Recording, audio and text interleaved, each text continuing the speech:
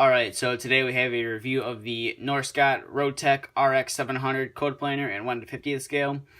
Like the previous other Roadtec models I reviewed, this model is not available to the public market, and it is no longer produced, so it can be a little tricky to find. I know eBay has them, but then again, you have to wait quite a few weeks, I'm sure, because most of the people selling them on eBay are from China, which there's nothing wrong with that. It's just the shipping is going to take a while. But yeah, there's a few other ways to get it, but I'm not really going to get into that. So without further ado, let's jump into this review. So starting off with, as you can see, there is a lot of plastic on the model. This is kind of like the paver and the shuttle buggy, where you have a nice metal count, but then again, you have a lot of plastic that follows with the model. So to start off with, as you can see, these handrails are fairly flimsy plastic. As you can see, I can bend that no problem. It's not your hard plastic. It's very soft and flexible plastic. Considering the age, I mean, I guess that was the standard for when this model came out. Personally, if I had commissioned this model, if I was someone at Roadtec and commissioned this model, I would be fairly unhappy with the very flimsy handrails, but I mean, what can you do? It's Norscot we're talking about here. You do have a nice Roadtec decal right here. Sadly, though, it doesn't say an Aztec Corporation like it does on the shuttle buggy and the paver, but that's just a downside. You do have nice RX-700 decals. All the decals on the model are very nice. Again, I really do like how Roadtec puts an American flag on all their machines, because the machines are made here in the USA. But here's just some of the details on this side. So I'm sure if you've seen other reviews, you know that you do have a nice opening engine compartment. It does open up on both sides. Once we get to the other side, I'll show you that. But everything is it's all painted white. I'm not sure if it's like that on the real machine or not. But everything seems to be modeled. It looks very nice. And the surprisingly enough, that the hinge stays open. You do have some nice hydraulic details right here. As you can see, these are more harder rubber, not as flexible as this, that run to your feed conveyor, which we'll get to later. But you do have a nice, I'm guessing this would be your exhaust right here.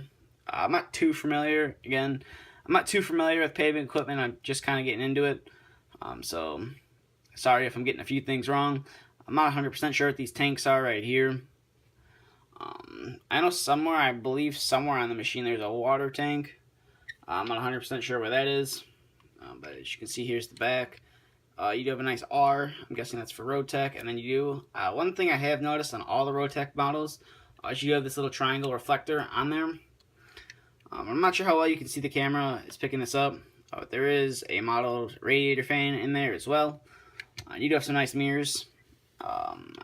Sadly though, they do have painted surfaces, but they're non-reflective. So here's the other side of the machine. Almost about the same as the other side.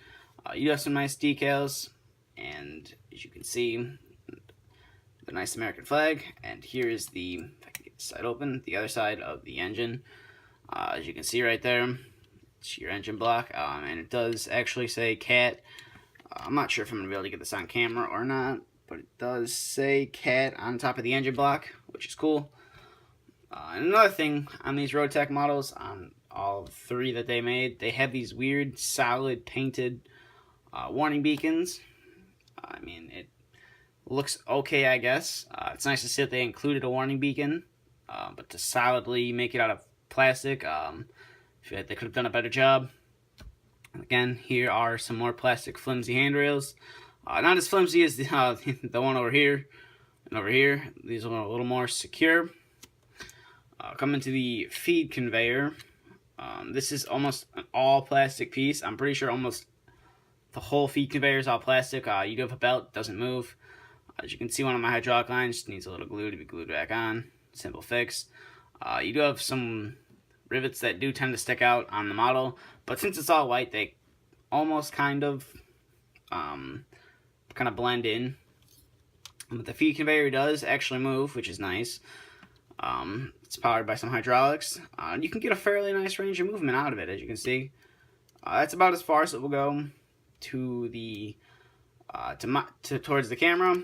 This is about as far as it will go away from the camera, which is nice. So you could set a nice, you could position your machine cutting some road and have it offset loading a truck, and then it just moves fairly nicely. Hydraulics are nice and stiff, but that's kind of about it for that. It doesn't move up or down or anything. As you can see, this is all just one big thing of plastic. Just kind of a disappointment. I'd love to see it move up and down, but of course it's Norscot. Not really going to get much functionality for the time that this piece came out. Coming to the bottom of the machine, as you can see, you do have a drum for your cutting wheel right here. This is what would mill the whole road up. And then you do have a nice simulated conveyor. You do have rubber belts on there, but they don't move. And then you do have some nice photo etching metal. I believe this is like the only metal part on this whole feed conveyor. You do have tracks that do move. You get a okay range of movement out of them. It's not the best. Then again, it's not the worst. And the rear ones do tend to move a lot better than the front ones for some reason. Not 100% sure why.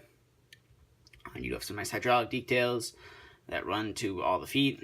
As you can see, your milling drum does move.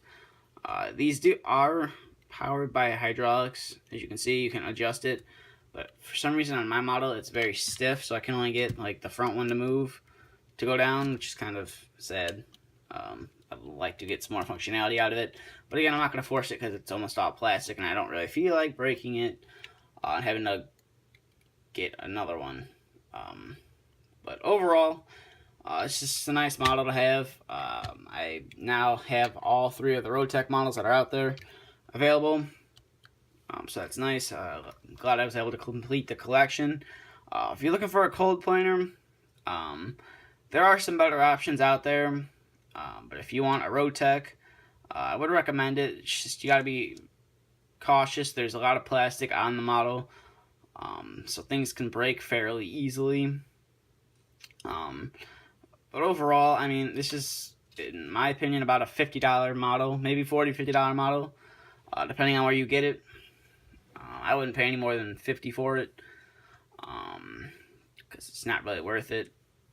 It's just a lot of plastic content, break very easily, so I would pay no more than $50 shipped for it, or maybe $55 shipped.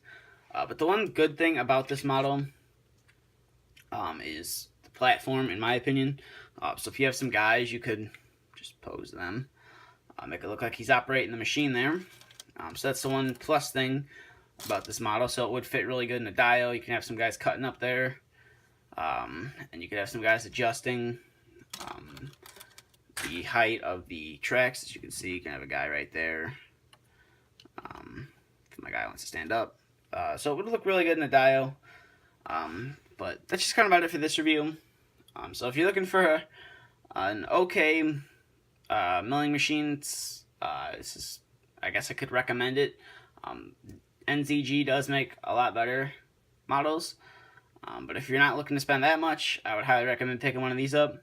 But that's just kind of about it for this review. So if you haven't already, please subscribe. Links to Facebook and Instagram will be in the description. And if you have any questions, feel free to ask. But yeah, that's just about it for this review. So thank you for watching, and stay tuned for the next video to be uploaded.